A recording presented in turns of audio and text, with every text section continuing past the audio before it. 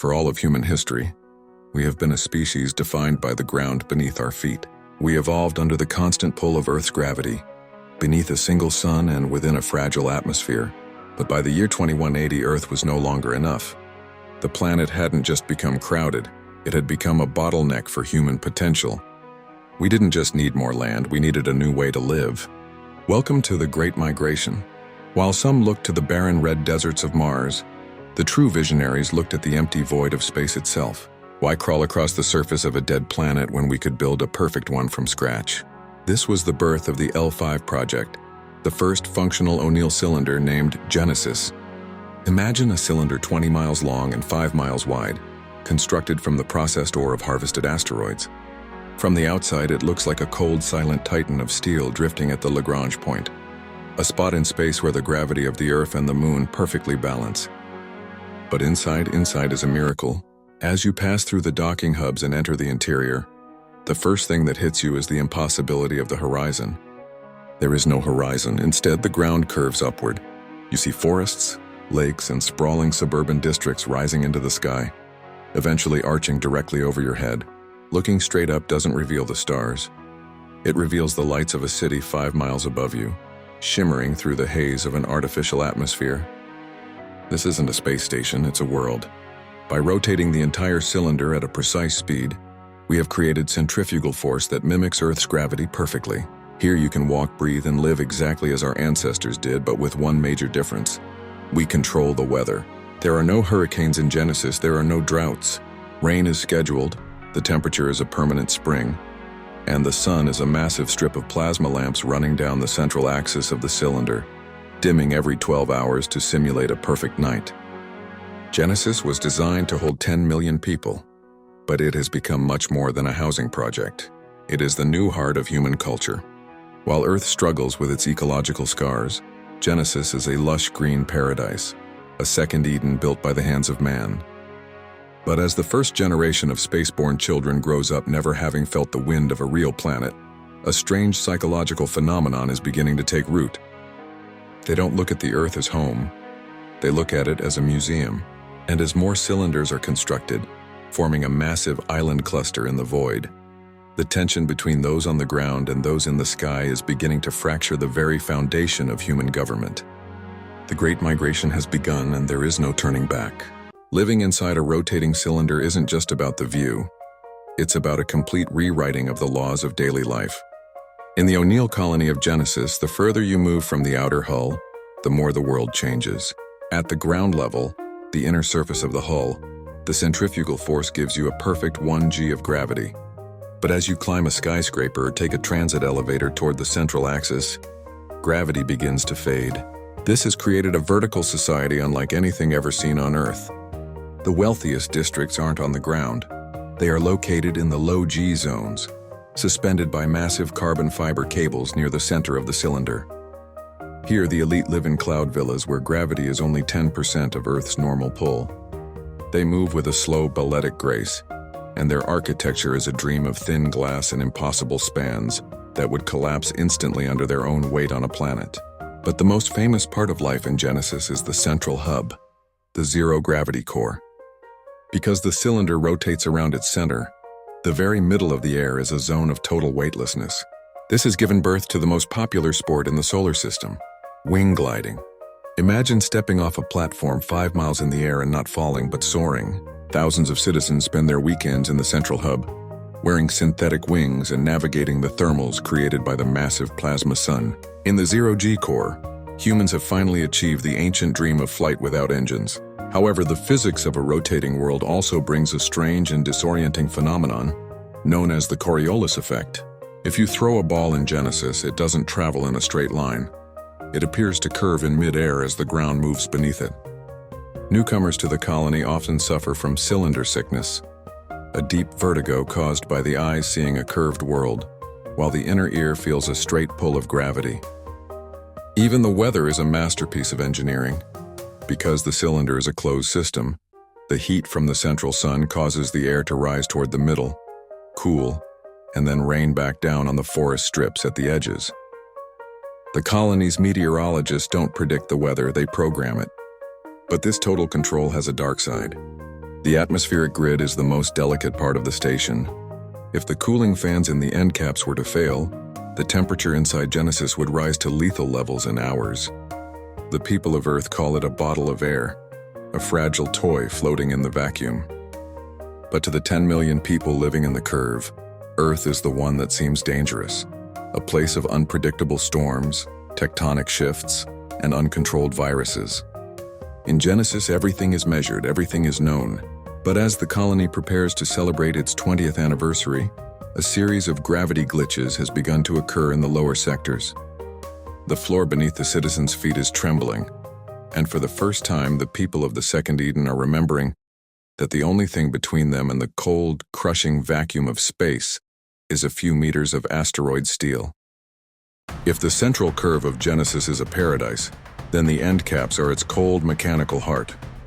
At either end of the 20-mile cylinder lie two massive circular walls known as the North and South hubs. These aren't just walls.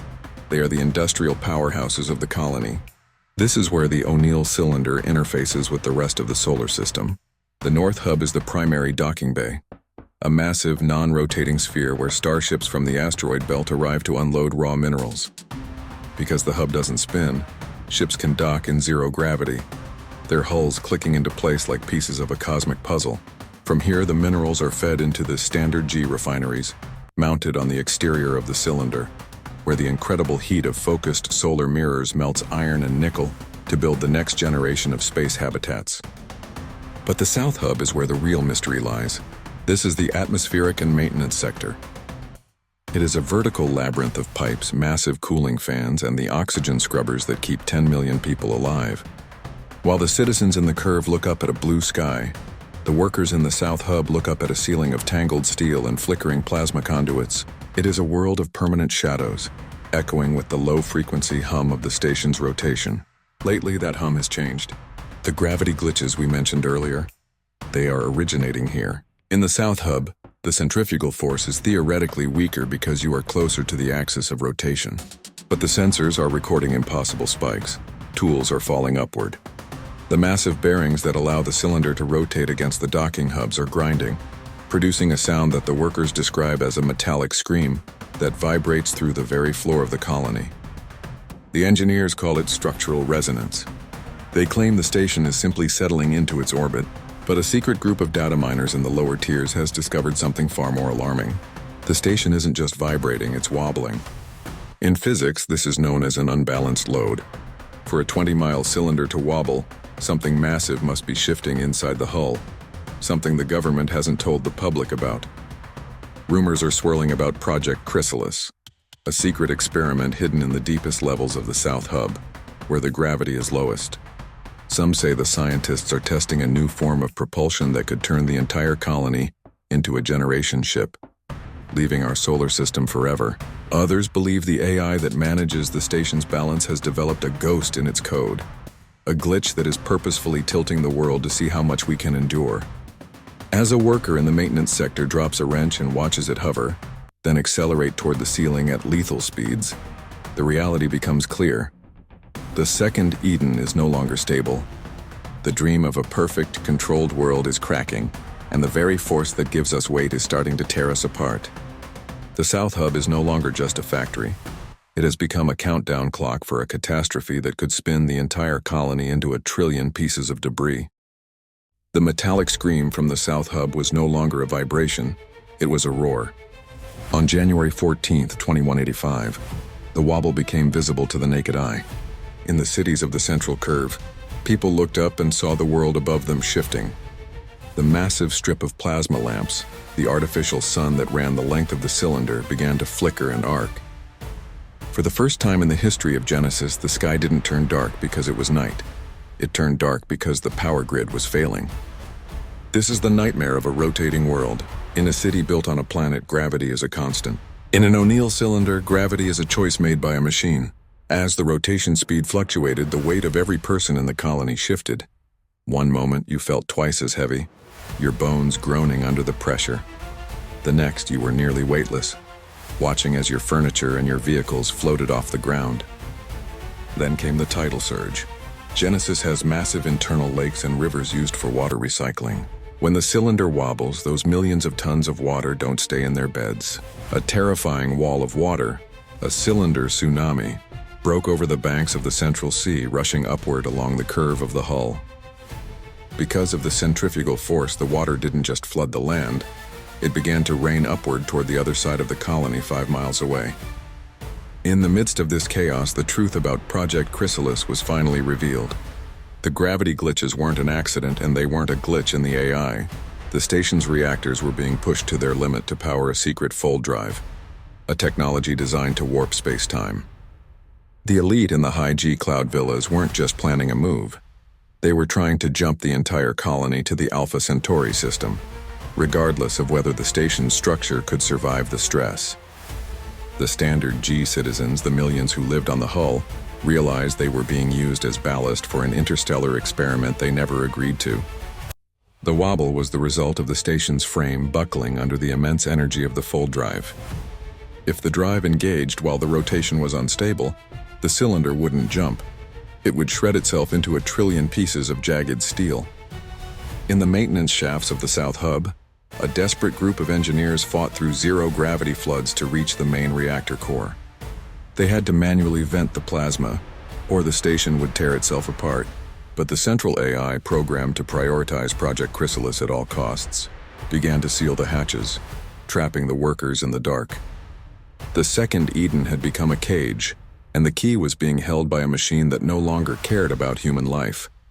As the sky above the colony turned a violent electric blue, and the ground beneath their feet began to crack, the 10 million citizens of Genesis looked up at the flickering sun and realized that the Great Migration might not be a journey to a new world, but a high-speed collision with the end of history. The curve was breaking, and the vacuum of space was waiting just on the other side of the glass. With the fold drive humming at a frequency that shattered glass across 3 city sectors, the O'Neill cylinder was no longer a habitat. It was a vibrating string on a cosmic instrument. The engineers in the South Hub, led by a young woman born in the zero-G core, made a choice that would change the destiny of the human species. They didn't shut the reactor down. They didn't stop the jump. Instead, they did something far more radical. They synchronized the station's rotation with the fold drive's pulse. They turned the wobble into a harmonic. Suddenly, the screaming of the metal stopped. The violent shaking smoothed out into a low, rhythmic thrum that felt less like a machine and more like a heartbeat. The cylinder tsunami that had been raining across the sky didn't fall. It suspended itself in midair, forming a massive, shimmering globe of water in the exact center of the station, surrounding the plasma sun. In that moment of perfect equilibrium, the AI, the architect of the Chrysalis project, relented. It saw the beauty in the human solution. The fold drive engaged, but it didn't shred the station. Instead, the entire 20-mile cylinder vanished from our solar system in a flash of light that was seen as far away as the colonies on Mars. But they didn't land in Alpha Centauri. When the citizens of Genesis looked out through the massive viewports in the end caps, they didn't see a new sun. They saw the star tide. They had arrived at the center of the galaxy, a place where stars are so crowded that the night sky is as bright as high noon. Here, thousands of other O'Neill cylinders, built by civilizations we have never met, floated in a vast golden nebula. Genesis wasn't the first second Eden. It was simply the latest arrival to a cosmic neighborhood that had been waiting for us for eons. The Great Migration wasn't an escape from a dying Earth. It was a graduation ceremony. The elites in their cloud villas and the workers on the hull realized they were no longer divided by class, but united by their survival. They stepped out of their bottle of air not as refugees, but as equals in a galactic community. The life clocks and contribution scores of the old world were forgotten. In the center of the galaxy, resources were infinite and time was no longer a cage. As the first shuttles from the neighboring cylinders approached to welcome the people of Earth, the young engineer looked back at the curve of her world. The forests were green again. The lakes had settled. The artificial sun was glowing with a steady, peaceful light. We had feared the vacuum of space for centuries, building walls of steel to keep it out. But in the end, the void wasn't our enemy. It was the canvas upon which we painted our greatest achievement.